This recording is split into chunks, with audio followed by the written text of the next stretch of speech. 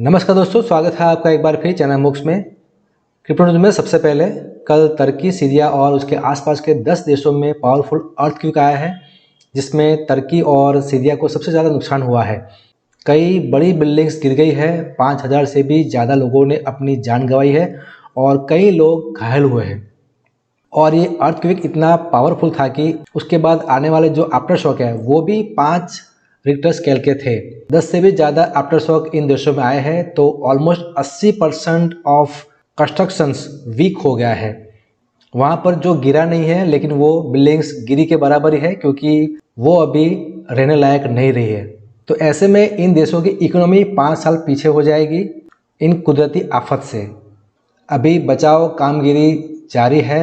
एक गुजरात में आए भूकंप से भी ज़्यादा भीषण भूकंप है, तो मैं उसकी कुछ तस्वीरें आपको दिखाता हूँ। यहाँ पर देखिए, ये बिल्डिंग्स है, बिल्डिंग्स का ऐसा हाल हुआ है, तो रहने लायक बिल्डिंग्स रही नहीं है।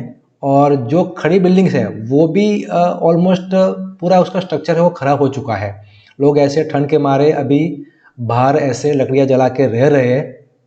तो 5000 से भी ज़्यादा लोगों की जान गई है ऐसा बताया जा रहा है, लेकिन ये आंकड़ा अभी और भी बढ़ सकता है।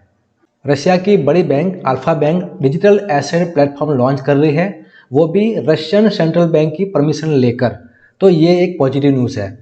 लेकिन अभी एक नेगेटिव न्यूज़ भी देख लेते हैं। अब तक हम ये मान रहे थे कि जो इंटरनेशनल क्रिप्टो एक्सचेंज है वहाँ पर ट्रेडिंग करने से टैक्स पे नहीं करना पड़ेगा। इंडियन एक्सचेंज पर ही भारत के जो टैक्स के नियम हैं वो पालन होंगे, और इंटरनेशनल क्रिप्टो एक्सचेंज के लिए ये नहीं है।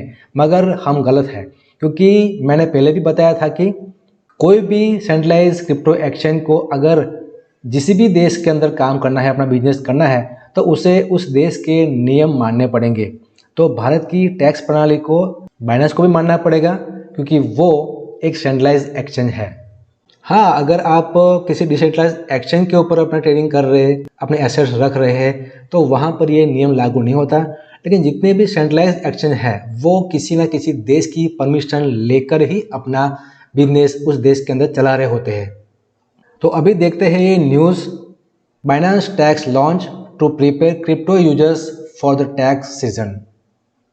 बाइनेंस का एक और फीचर जिसका नाम है बाइनेंस टैक्स वो तैयार हो रहा है, जिसमें अलग अलग देशों के क्रिप्टो पर लगे टैक्स के हिसाब से इस फीचर ने इस टैब में बाइनेंस एक्सचेंज पर ट्रेडिंग करने वाले यूजर्स की टैक्स कैलकुलेशन होगी, और वो उस रिस्पेक्टिव कंट्री को टैक्स रेवेन्यू के तौर पर दिया जाएगा। तो अभी ये फीचर सिर्फ नॉलेज के लिए एक्सचेंज के डैशबोर्ड के ऊपर दिया जाएगा, मगर इसका उद्देश्य जो मैंने आपको बताया पहले वही है, क्योंकि ज़्यादातर देशों ने क्रिप्टो पर हद से ज़्यादा टैक्स लगा रखे हैं। तो हर एक देश यही चाहेगा कि उसको किसी ना किसी एक्सचेंज से वो अपने रेवेन्यू कलेक्ट करे टैक्स के तौर पर।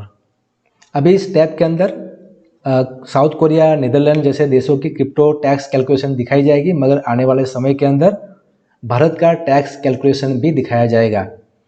अगर दिखाया जाएगा तो चुकाना भी पड़ेगा। तो यहाँ पर अभी ये काम चल रहा है। न्यूज़ छोटी है, मगर अब तक की सबसे इम्पोर्टेंट न्यूज़ यही है।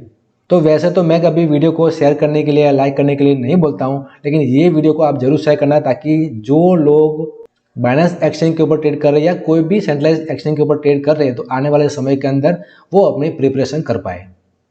हालांकि इस फीचर्स को पूरी तरह इम्प्लीमेंट होने में 4 से 5 महीने तो लग जाएंगे, तो तैयारी तो अभी से करनी पड़ेगी। So be alert.